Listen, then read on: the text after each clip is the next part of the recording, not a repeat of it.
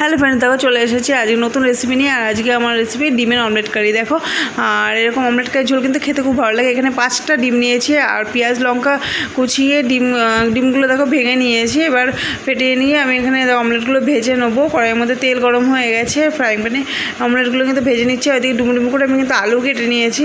অমলেটগুলো কিন্তু খুব ভালো করে আমি ভেজে নেবো। সমস্ত অমলেট ভাজা হয়ে গেলে আমি একটা মশলাও করে নেবো। আর দেখো বাকি অমলেটগুলো এইভাবে ভেজে নেবো। কড়াইয়ের মধ্যে আমি আর মশলার মধ্যে টমেটো, দুটো পেঁয়াজ দিয়েছি, কাঁচা লঙ্কা, লাল লঙ্কা আর আদা। আর এবার দেখো মশলা আমি করে নিলাম, একবার পেস্ট করে নিয়ে পরে এবার আমি রসুন আর জিরে গুঁড়ো, ধনে গুঁড়ো দিয়ে আরও মশলাটা করে নিয়েছি। এবার মশলাটা খুব ভালো করে কষিয়ে নিচ্ছি। আলু ভেজে নিয়েছি, আলুর সাথে মশলাটা কষিয়ে নিলাম। আর এখানে কিন্তু আমি হলুদ লবণ একটু চিনি দিয়েছি। মশলাটা হয়ে গেছে, এবার কষানো হয়ে গেছে, জল দিয়ে দেখো ডিমগুলো ছেড়ে দিলাম। রান্নাটা কিন্তু প্রায় হয়েছে, গরম মশলা দিয়ে দিলাম। রান্নাটা হয়ে গেছে। কেমন লাগলো জানিও, ভালো লাগলো।